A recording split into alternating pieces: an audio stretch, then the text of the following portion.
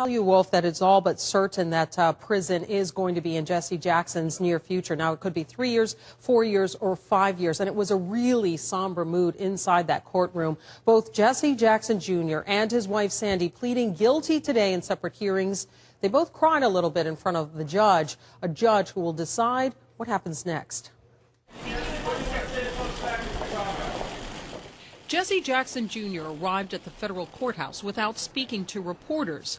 Later, inside, Jackson told the federal judge, quote, "I used monies that should have been for campaign purposes." And at the key moment, when the judge asked him, "How do you plead?"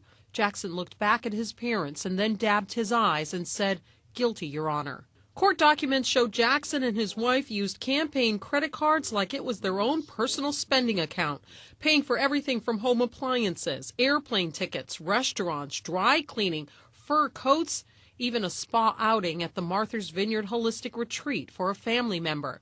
In this video from HGTV from a couple of years ago, the couple shows off their Chicago home. Prosecutors say the couple bought lots of household goods and other items. More than $10,000 spent at Best Buy, $15,000 from ABT Electronics, and more than $9,000 from All Children's Furniture. And then there was the memorabilia, lots of it, like $8,500 for 2 Michael Jackson hats and $4,000 for a Michael Jackson and Eddie Van Halen guitar. All told, prosecutors say Jackson misused about $750,000 in campaign money. Jesse Jackson Jr., now a felon, admitted to conspiracy to commit wire fraud, mail fraud, and false statements. He could face up to 5 years in prison, but his lawyers in a plea agreement with prosecutors have said a sentence in the 3 to 4 year range would be more appropriate, citing his health issues. And those health issues are directly related to his present predicament. That's not an excuse, that's just a fact. Jackson was treated at the Mayo Clinic for depression and bipolar disease last year. He has served 17 years in Congress, the son of the Reverend Jesse Jackson, the civil rights leader. If you look at the definition or characteristics of bipolar disorder, these were classic symptoms in that people are compulsive with spending.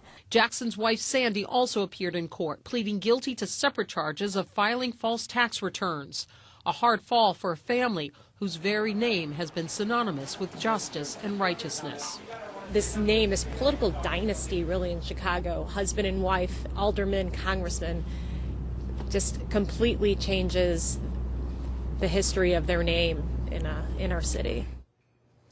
Now, sentencing for Jesse Jackson Jr. is scheduled for June 28th, for Sandy Jackson for July 1st, and she faces the possibility of 3 years in prison, although the Jackson lawyers, they're going to be pushing very hard for no jail time for her, particularly because this couple has 2 young children. And I should have mentioned again, he didn't say anything on the way out, but on the way coming out of the courthouse, he said, quote, "I am sorry I let everybody down."